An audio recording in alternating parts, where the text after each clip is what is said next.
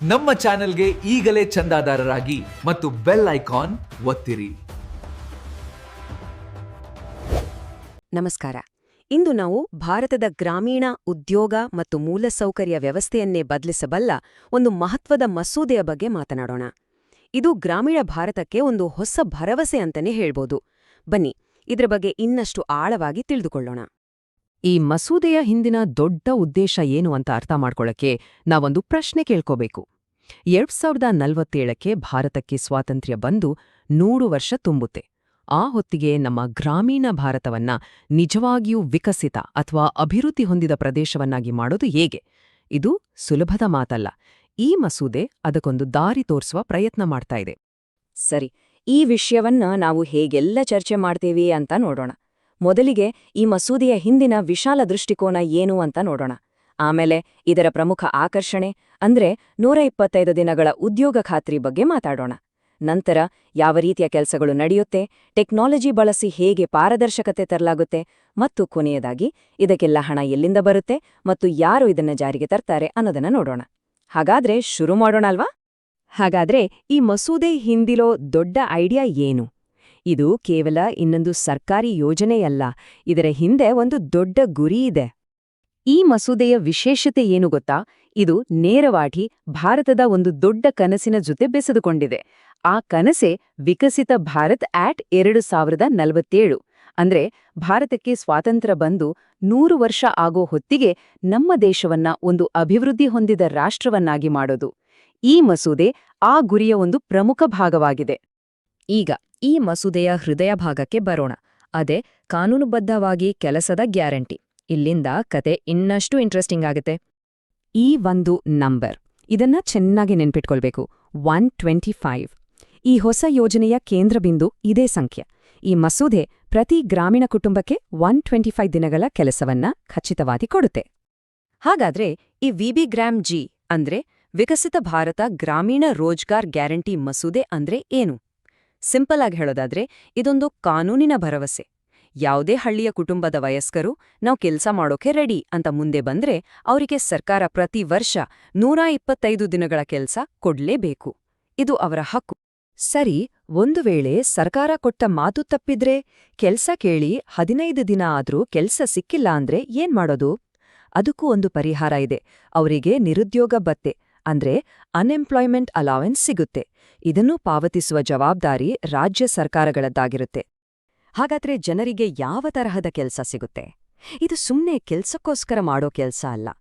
ಈ ಉದ್ಯೋಗಗಳನ್ನ ಭಾರತದ ಭವಿಷ್ಯವನ್ನ ಕಟ್ಟೋ ರೀತಿಯಲ್ಲಿ ವಿನ್ಯಾಸ ಮಾಡಲಾಗಿದೆ. ಇಲ್ಲಿ ಕೆಲಸದ ಫೋಕಸ್ ತುಂಬಾನೇ ಸ್ಟ್ರಾಟಜಿಕ್ ಆಗಿದೆ. ಇದು ಕೇವಲ ತೋಡುವುದರ ಬಗ್ಗೆ ಅಲ್ಲ.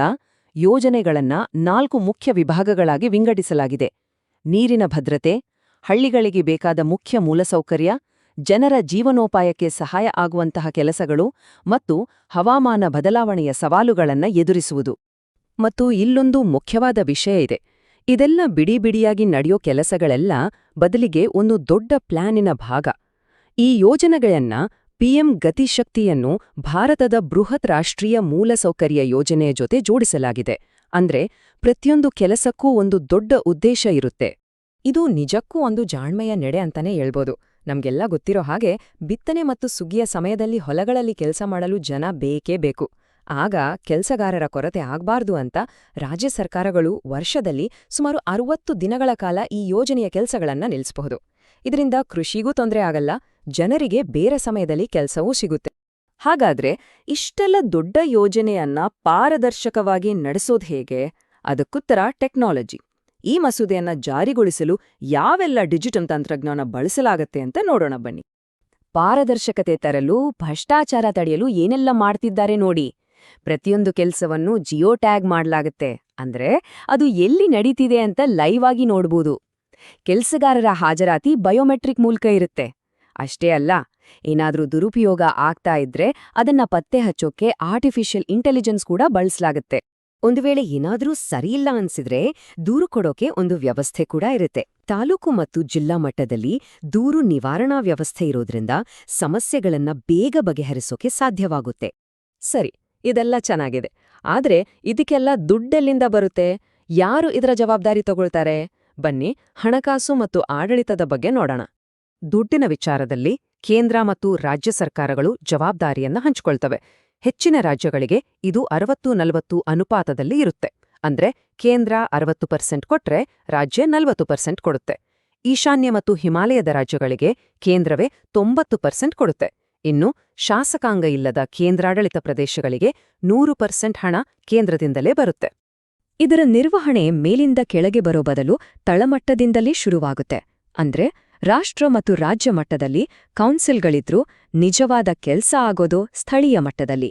ಗ್ರಾಮ ಪಂಚಾಯತ್ಗಳೇ ಈ ಯೋಜನೆಯನ್ನ ರೂಪಿಸೋದು, ಜಾರಿಗೊಳಿಸೋದು ಮತ್ತು ಅದರ ಮೇಲ್ವಿಚಾರಣೆ ಮಾಡೋದು. ಸರಿ, ಇಷ್ಟೆಲ್ಲಾ ನೋಡಿದ ಮೇಲೆ ಈಗ ಎಲ್ಲವನ್ನೂ ಒಟ್ಟು ಸೇರಿಸಿ ಈ ಮಸೂದೆಯ ಪ್ರಮುಖ ಅಂಶಗಳು ಯಾವುವು ಅಂತ ನೋಡೋಣ. ಹಾಗಾದ್ರೆ ಮುಖ್ಯ ಬದಲಾವಣೆಗಳು ಯಾವುವು? 4 ದೊಡ್ಡ ವಿಷಯಗಳಿವೆ.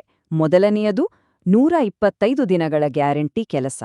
ಎರಡನೆಯದು ರಾಷ್ಟ್ರೀಯ ಗುರಿಗಳ ಜೊತೆ ಸೇರಿಕೊಂಡಿರುವ ಸ್ಮಾರ್ಟ್ ಆದ, ಸ್ಟ್ರಾಟಜಿಕ್ ಆದ ಕೆಲಸ. ಮೂರನೆಯದು ಪಾರದರ್ಶಕತೆಗಾಗಿ ಟೆಕ್ನಾಲಜಿಯ ದೊಡ್ಡ ಪ್ರಮಾಣದ ಬಳಕೆ. ಮತ್ತು ಕೊನೆಯದಾಗಿ ಕೃಷಿ ಮತ್ತು ಕೆಲಸದ ನಡುವೆ ಸಮತೋಲನ ತರುವ ಒಂದು ಜಾಣ್ಮೆಯ ವಿಧಾನ. ಇದು ನಿಜಕ್ಕೂ ಒಂದು ದೊಡ್ಡ ಮಹತ್ವಾಕಾಂಕ್ಷೆ ಯೋಜನೆ, ಅದರಲ್ಲಿ ಸಂಶಯವೇ ಇಲ್ಲ. ಆದ್ರೆ ಇದು ನಮ್ಮ ಮುಂದೆ ಒಂದು ಮುಖ್ಯವಾದ ಪ್ರಶ್ನೆಯನ್ನ ಇಡುತ್ತೆ. ಗ್ರಾಮೀಣ ಭಾರತವನ್ನ ಬದಲಾಯಿಸೋಕೆ ಟೆಕ್ನಾಲಜಿ ಒಂದೇ ಸಾಕಾ? ಅಥವಾ ನಿಜವಾದ ಸವಾಲುಗಳು, ನಿಜವಾದ ಪರಿಹಾರಗಳು ಇನ್ನೂ ನಮ್ಮ ಹಳ್ಳಿಗಳಲ್ಲಿ, ನಮ್ಮ ಸಮುದಾಯಗಳಲ್ಲೇ ಅಡಗಿವೆಯಾ? ಇದು ನಾವೆಲ್ಲರೂ ಯೋಚಿಸಬೇಕಾದ ವಿಷಯ.